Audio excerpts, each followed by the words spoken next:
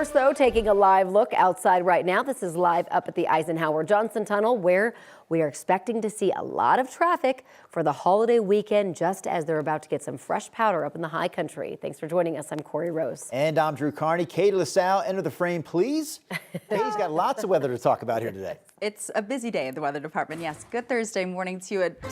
Around the Denver area, though, no hazardous conditions to tell you about. Partly cloudy skies this morning. Sun is rising. Temperatures are chilly, but still above normal in the 30s right now. So definitely want to have the jacket on, the layers for today, sunglasses. We'll be seeing partly sunny skies and dry weather for the majority of this Thursday. 10 o'clock, 49 degrees, and then daytime highs topping out in the upper 50s. Now we do have the chance for a few scattered brief rain showers later on this afternoon through early evening. We'll clear out, introduce another round of precipitation for the mountains, and then bring us a better chance for some evening rain here in town before all of the state gets to see sunshine and dry weather to start the weekend. But taking it back live outside to our camera there near Loveland Ski area, the Eisenhower Johnson tunnels. You see CDOT there. They've been out all night, all morning long, treating the roadways, but you will find some slick, snow-covered spots. Here's a live look over downtown Winter Park. It is wonderful to see some of the snow that's rolled in overnight and will continue, but some hazardous conditions up over Rabbit Ears Pass through at least 11 o'clock this morning, an additional 3 to 5 inches and 2 to 4 potentially for portions of our central mountains, including the I-70 drive. Now, highs later on expected to be in the 40s there near Steamboat, and we'll talk more about specific snow totals as we watch rounds of much needed moisture roll into the state today and tomorrow. But Brianna, how are things on the roads right now? Katie, we are still dealing with this trouble spot along 225 near Colfax in Alameda. 7:02 is your time, and we still have that traffic impact alert. So what we're seeing now is that crews finally reopened one lane. So 2 lanes are moving, but it's still slow moving out there. So 2 lanes partially blocked. We do have a tow truck there on scene and Aurora Police still on scene as well. Let me show you what this looks like on our CDOT cameras. We are seeing these massive delays out there along 225 near Alameda. And then this camera along C470 heading to Kipling. I'm seeing also that right shoulder partially blocked. Not the best camera, but I'm going to get to your drive times here in just a second. So if you're taking northbound 225, starting from Iliff, heading up to I-70, you're looking at 7 miles per hour. Now along C470 near Kipling Street, slowing down to 12 miles per hour because again, that right shoulder partially blocked. And then we also have traffic lights that are out at the intersection of Santa Fe and Church Avenue. So this is in the Littleton area. Expect delays and of course treat that as a 4-way stop. Now to a traffic alert that's happening in Adams County. Southbound I-25 at Highway 7, that is going to be closed starting tonight. So I want you guys to take a look at this map. CDOT says that the closure is needed for crews to install beams for a new pedestrian bridge. So this will be placed over the highway. There's going to be single to double lane closures at 8 to 10. The full closure will start at 10 p.m. tonight until 4 a.m. tomorrow morning. So the project started last year in March. It will include a park and ride lot for more than 150 cars, adding sidewalks, plus replacing the traffic signals. With any project that we build, there is a lot of public input, and there certainly was great interest in building a mobility hub. And the purpose of this is to provide more transportation options. It also provides safe access for pedestrians and all travelers. Thus, that's why we are building the pedestrian bridge for this project.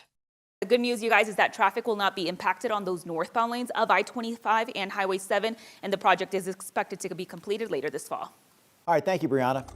The Denver Broncos are going to share their plans, their stadium plans, with the public tonight. Team leadership is going to be there, and they're going to unveil early concepts and take some questions. 9 News reporter Courtney Yoon joins us live from the area of the new stadium site now, Burnham Yard. And Courtney, this could be our first look at any kind of stadium design. Yes, that's right, Corey and Drew. It's been kind of a mystery since they announced last summer that they were building this new stadium, and residents in the area are going to get to learn a little bit more about that at this meeting tonight. So last September, again, the team in the city of Denver announced the old rail yard, Burnham Yards, is their preferred site for their brand new home. Take a look. We know the team owners plan on building a stadium with a retractable roof and natural grass playing field. Other than that, we haven't really heard much more about the stadium plans or what it might look like, and we haven't seen anything anything tonight or anything yet, but tonight at the Burnham Yard Community Information Meeting, residents can expect to see preliminary concepts for the proposed new stadium and mixed-use community. Broncos team leadership, as well as representatives from the city and county of Denver, will be there, and people who attend will have the opportunity to ask questions, participate in live polls, and provide direct feedback to the team. So we know a retractable roof stadium could open up the door for some larger events, things like the Super Bowl, maybe some WrestleMania, things like that, the Final Four. But we know that fans are kind of split on the issue of a retractable roof. They think some of them thinks it takes away from the home team advantage for the Broncos. So all of those fans will get to weigh in on that tonight. It's happening here at the Alma Recreation Center starting at 5 p.m. Live in Denver, Courtney Yoon, 9 News. Yeah, there's definitely pros and cons to that retractable roof. We'll see what comes out of that meeting tonight. Courtney, thank you. Right now, a teenager's parents in Denver are desperate to find their missing 14-year-old boy. Dacron Rhymes Jr. was last seen on Friday. This is his picture. His parents say he went to school at Prep Academy and should have come home after, but he didn't. They say he doesn't have his phone.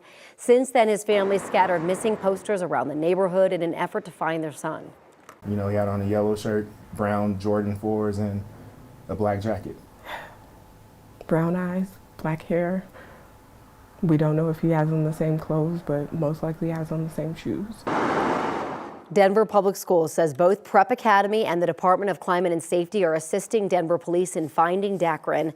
The district said it is looking into all leads, including those that take them to other DPS schools. Colorado State Patrol released what led up to a crash that killed a woman who was reported missing by her family. 20-year-old Kaylee Russell was last seen on November 30th at the Loveland-Johnstown Park and Ride.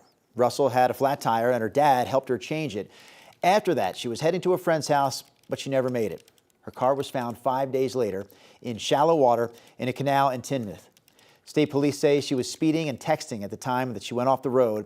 Investigators say she was going 60 on a 25-mile-an-hour curve and drove off the right side of the road. CSP says marijuana was also found in her system. Investigators say that may have contributed to the crash. Her death was officially determined to be an accident. Thornton police have arrested a 27-year-old man accused of dragging and seriously injuring officers during an early morning encounter at a gas station. This happened last Tuesday, just after 2 a.m. Police say officers pulled over Wesley Norton near West 88th Avenue and Huron Street for driving without license plates. Investigators say Norton gave false identification and then sped off when asked to step out of the vehicle, dragging two officers several yards. One officer had some minor injuries, but another was seriously hurt and is believed to have been run over.